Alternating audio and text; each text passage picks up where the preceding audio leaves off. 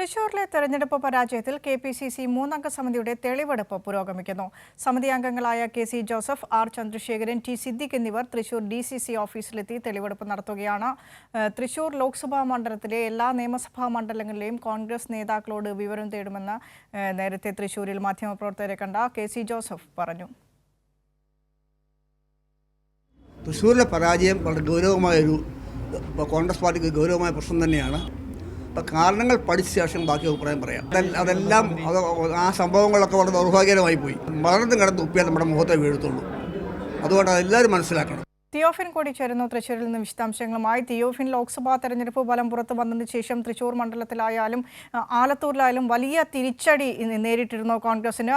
തൃശ്ശൂരിലെ കാര്യം പ്രത്യേകം പറയുകയാണെങ്കിൽ കെ മുരളീധരൻ വലിയ രീതിയിലുള്ള വിമർശനങ്ങളുമായി വരുന്നു. പാർട്ടി നേതൃത്വത്തിനെതിരെ, DCCക്കെതിരെ വലിയ രീതിയിലുള്ള രൂക്ഷ വിമർശനം ഉന്നയിക്കുന്നു. ഹൈക്കമാൻഡിൽ വരെ നേരിട്ടെത്തി പരാതി ബോധിപ്പിക്കുന്ന രീതിയിലേക്ക് കാര്യങ്ങൾ മാറുന്നു. തൃശ്ശൂരിൽ ഒരു വിഭാഗം ആളുകൾ കെ മുരളീധരന് വേണ്ടി പോസ്റ്റർ ഒട്ടിക്കുന്നു. ഇന്ന് TN പ്രതാപനെ പുറത്താക്കണമെന്നാവശ്യപ്പെട്ട് ഒരു വിഭാഗം പോസ്റ്റർ പതിക്കുന്നു.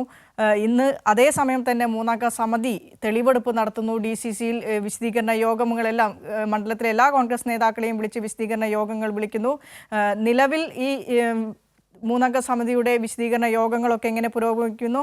ഒപ്പം ഈ പോസ്റ്റർ പതിച്ച സംഭവത്തെക്കുറിച്ച് ഈ നേതാക്കളുടെ ആരെങ്കിലും പ്രതികരണം ലഭ്യമായിട്ടുണ്ടോ?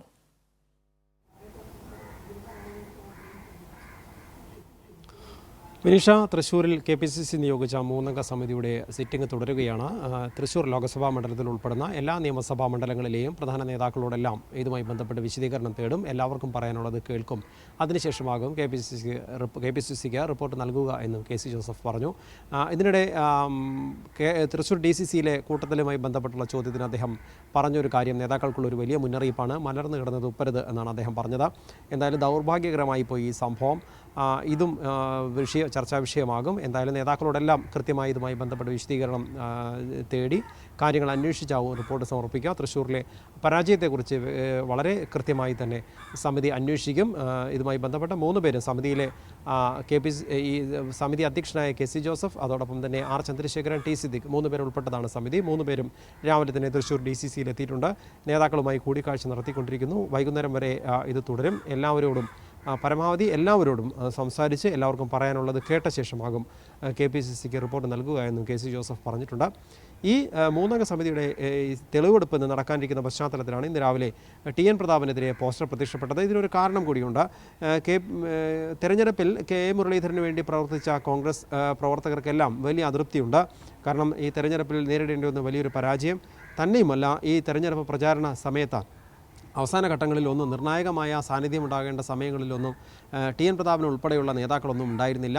നാമനിർദ്ദേശ പത്രിക സമർപ്പണത്തിന് ശേഷം TN പ്രതാപൻ തെരഞ്ഞെടുപ്പ് പ്രചാരണ പ്രവർത്തനങ്ങളിലൊന്നും പങ്കെടുത്തില്ല. ഇതിനിടെയാണ് ഈ തെരഞ്ഞെടുപ്പ് പ്രചാരണ യോഗങ്ങളും അവസാനഘട്ട തെരഞ്ഞെടുപ്പ് പ്രവർത്തനങ്ങളൊക്കെ നടക്കുന്നതിനിടയിലാണ് TN പ്രതാപൻ ഒരു വിദേശയാത്ര നടത്തിയത്.